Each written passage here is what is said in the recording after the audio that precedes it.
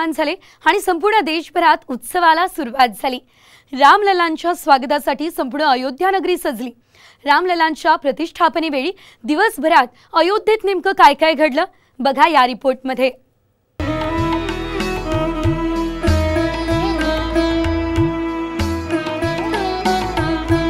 अयोध्येत श्रीरामांची मोठ्या भक्तिभावानं आणि थाटामाटात प्राणप्रतिष्ठा झाली।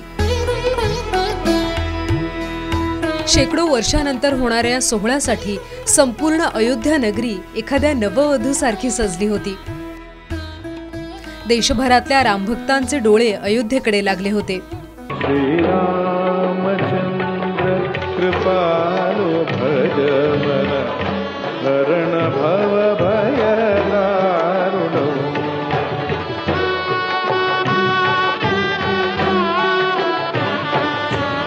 अयोध्येतील आजची रामप्रहार जगापेक्षा वेगळी होती, कारण कित्येक वर्षांच्या प्रतीक्षेनंतर कौशल्याचा राम पुन्हा एकदा अयोध्येमध्ये विराजमान होणार होता।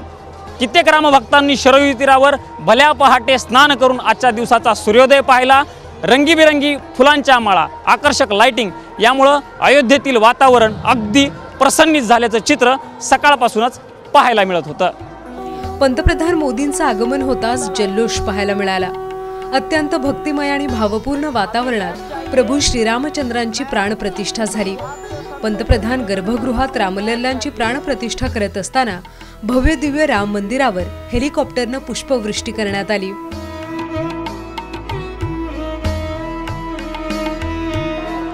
राम जन्मभूमी सोहळा सुरू असताना हेलिकॉप्टरने राम मंदिरावर आज पुष्पवृष्टी करण्यात आली।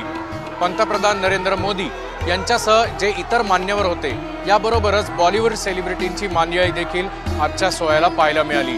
यामध्ये अमिताभ बच्चन, अभिषेक बच्चन, रणबीर कपूर, आलिया भट्ट, विकी कौशल, कटरीना कैफ, धनुष, रजनीकांत यासारखे अनेक दिग्गज कलाकार यावेळेस उपस्थित होते। राम मंदिराबाहेर VIP पाहुण्यांसाठी खास व्यवस्था करण्यात आली होती।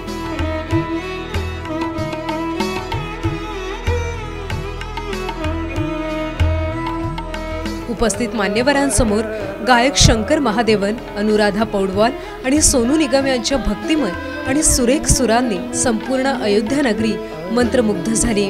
राम सिया राम सिया राम जय जय राम, राम सिया राम जय जय राम।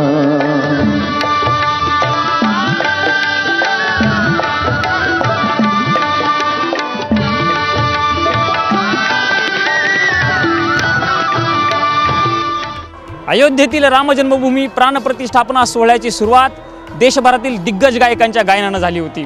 सोनू निगम, अनुराधा पौडवाल यांच्यासारख्या गायकांना गायलेल्या भक्तिगीतांमुळे अयोध्येतील वातावरण राममय होऊन गेलं होतं। सोनू निगम यांनी गायलेल्या राम राम जय राजा राम या गीतामुळे तर संपूर्ण रामभक्त आनंदानं उसंडून वाहत असल्याचं आपल्याला बघायला मिळालं। संपूर्ण अयोध्या नगरीमधलं वातावरण राममय झालं होतं। श्रीराम नामाचा जयघोष, भगव्या पताका, रंगीबेरंगी फुलं आणि विद्युत रोषणाईनं संपूर्ण अयोध्या नगरी राममय झाली। हा अभूतपूर्व असा सोहळा याची देही याची डोळा ज्यांनी अनुभवला त्यांना आयुष्यभराची पुण्याई सार्थकी आल्याची अनुभूतीच झाली असावी। प्रमोद जगतापसह अक्षय बडवे, साम TV न्यूज, अयोध्या।